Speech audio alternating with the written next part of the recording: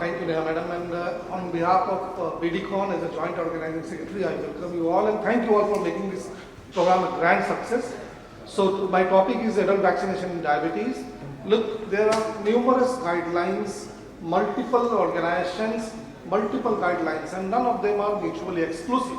All of them are supplement each other. So my presentation will be in 4 different parts: introductory slides, then Indian consensus guideline on adult vaccination, then Indian consensus guideline on the PWD, that is the people with diabetes, and finally the ADA standard of care 23 recommendations on the vaccination among diabetes patients. So time has proven that immunization is one of the most cost-effective primary intervention for any infectious disease. It also translates into reducing the morbidity and mortality.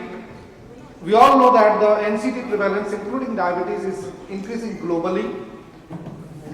Diabetes people are more prone for having infections, which results in more morbidity and mortality. So they are a very much potential group for vaccination program. So let's see what are the vaccines available under Indian consensus.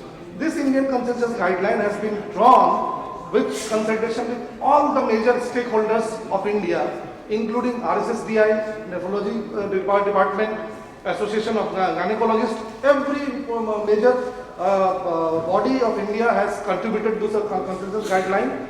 They have divided 2 age groups more than equal to 50 years and age group 18 to 49 years for most of the vaccines except 2, that is HPV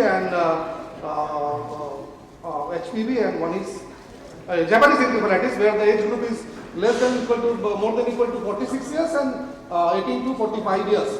Now, less than 50 years of age, they have again divided the age group in multiple subgroups, be it pregnancy, immunocompromised, HIV infections, asplenia, complement deficiency, CKD, hemodialysis patients, heart and lung disease, CLD, alcoholism, so diabetes mellitus, healthcare physicians, travelers and mass gathering. So for chickenpox, Indian consensus guideline only recommendation for those patients who are on the hemodialysis, who are having CKD, heart and lung disease, diabetes mellitus and healthcare professionals.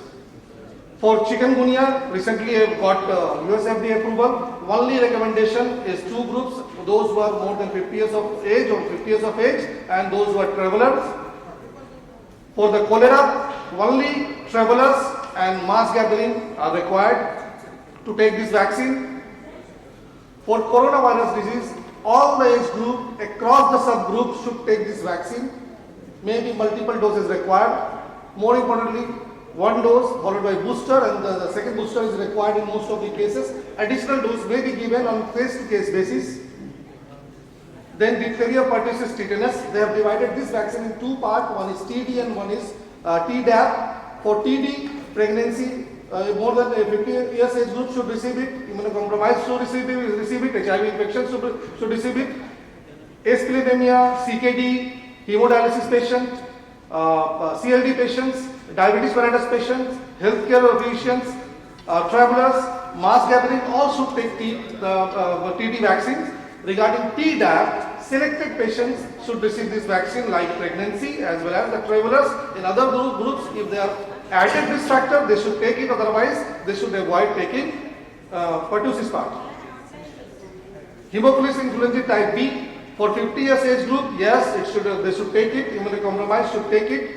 All high risk group like CLD, diabetes mellitus, CKD should take this vaccine. Available vaccines, this is hepatitis A. Only people with HIV infection and CLD alcoholism with added risk for CLD should take this vaccine. For hepatitis B, age 50 years or more, if there is added risk factor, they should take it. Otherwise, all other groups except mass gathering should receive this hepatitis B vaccination. Then HPV virus, all those who are having more than equal to 46 years of age group should not take this vaccine as per the Indian consensus guideline, but there is some difference with the ADA. We will see what are the differences. Otherwise, except pregnancy, travelers and masses, all the subgroups between 18 to 45 years age group should take this vaccine. Again, for the influenza vaccine, this is one of the very important vaccine.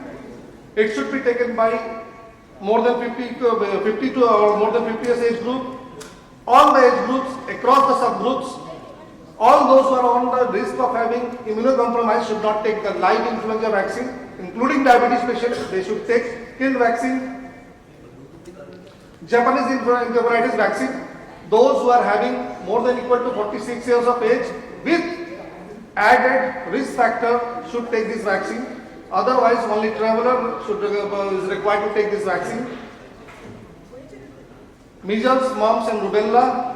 Only Escherichia complement deficiency patients or healthcare practitioners should take this vaccine. Meningococcal vaccine, HIV infection, Escherichia, travelers, mass gathering should need to take this vaccine. Pneumococcal disease is one of the most important vaccine for all the age group except HCP who are on the risk of having this should take this vaccine. Poliomyelitis, only travelers who are traveling to the endemic zone should take this vaccine. Categories of contact with suspected rabies, we all know. Rabies vaccine, all those who are getting exposure should take it. Otherwise, pre-exposure prophylaxis are only recommended for those who are having more than equal to 50 years of age or travelers. Typhoid, only travelers and mass gathering should take it. Herpes zoster should be taken by those who are having 50 or more than 50 years of age, immunocompromised, HIV infection, heart and lung disease, and all those who are having added risk should take this. And summary of Indian consensus guideline for diabetes patients: influenza vaccine, pneumococcal vaccine, COVID vaccine, and singles that the herpes zoster vaccine is essential to take. Other vaccines like HPV, Tdap or TD hepatitis B, MMR vaccine and chickenpox vaccine are vital but not essential. If there are risk factors, they should take this vaccine. Otherwise, at least influenza, pneumococcal, shingles as well as COVID-19 vaccine should be taken by all diabetes patients as per the Indian consensus guideline. Coming to the ADA, they have adopted most of the contents of CDC. So basically it's a CDC recommendation which has been replicated in the ADA Standard Care 2023 guideline. Hepatitis B, less than 60 years of age, more than 60 years of age.